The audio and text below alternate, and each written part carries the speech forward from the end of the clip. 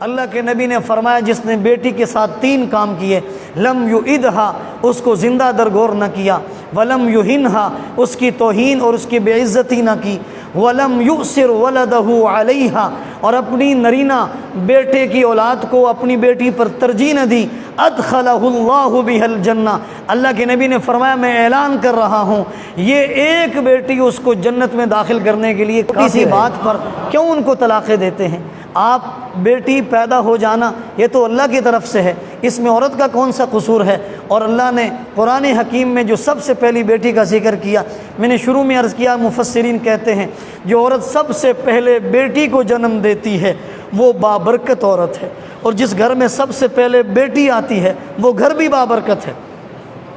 Doctor Abdul Ghani فاروق نے ایک واقعہ لکھا اپنی کتاب مکافات عمل میں، وہ کہتے ہیں کہ ایک آدمی تھا، اس کا نام تھا طاہر، اس کے گھر والوں نے نکاح کیا پھوپھی زاد بہن کے ساتھ۔ جب اس کا پھوپھی زاد کے ساتھ نکاح ہوا اور اس نکاح کے اندر اس کی اولاد جو ہوئی اس میں بیٹیاں تھیں، ایک بیٹی کے بعد دوسرا بیٹا پیدا ہوا، پھر بیٹی پیدا ہوئی، پھر تیسری بیٹی پیدا ہوئی۔ اس نے کہا یہ عورت منحوس ہے، یہ منحوس ہے کہ یہ بیٹیاں پیدا کرتی ہے، شریعت کہتی ہے وہ عورت بابرکت ہے، دنیا کہتی ہے عورت منحوس ہے۔ اللہ تعالیٰ نے جو قرآن حکیم میں فرمایا وَإِذَا بُشِّرَ أَحَدُهُم بِالْأُنثىٰ ظَلَّ وَجْهُهُ مُسْوَدًّا وَهُوَ كَظِيمٌ يَتَوَارَىٰ مِنَ الْقَوْمِ مِنْ سُوءِ مَا بُشِّرَ بِهِ وَإِذَا الْمَوْءُودَةُ سُئِلَتْ بِأَيِّ ذَنبٍ قُتِلَتْ۔ علماء نے لکھا ہے جو آدمی آج بھی عورتوں کو منحوس سمجھتا ہے، بیٹی کی پیدائش کو منحوس سمجھتا ہے، اس کا حشر و نشر قیامت کے دن مشرکین مکہ کے ساتھ ہوگا جو اپنی بیٹیوں کو منحوس سمجھتے ہوئے زندہ درگور کر۔ اسلام بابرکت سمجھتا ہے، رحمت سمجھتا ہے۔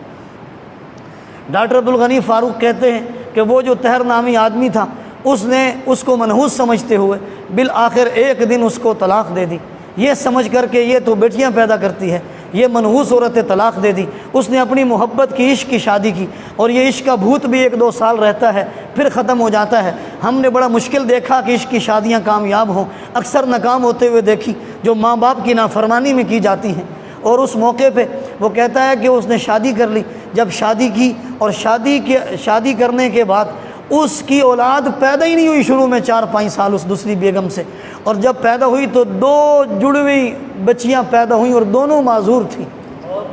پوری زندگی ان کو لے کے بیٹھا رہا، پوری زندگی لے کے بیٹھا رہا۔ پھر اس کی 2 بیٹیاں اور جڑواں پیدا ہوئیں، وہ صحیح سالم تھیں، ان کا رشتہ لینے کے لیے کوئی نہیں آتا تھا، گھر جاتا تھا تو 2 بیٹیاں بغیر نکاح کے بیٹھی ہیں، رشتہ کوئی نہیں لیتا، اور 2 بیٹیاں معذور بیٹھی ہیں، ان کے علاج کے لیے پیسہ نہیں رہا۔ اللہ تعالیٰ پھر مکافات عمل میں یوں بھی معاملہ ہو جاتا ہے جب کسی عورت کو بیٹی کے نام پہ دھکا دے دیا جائے۔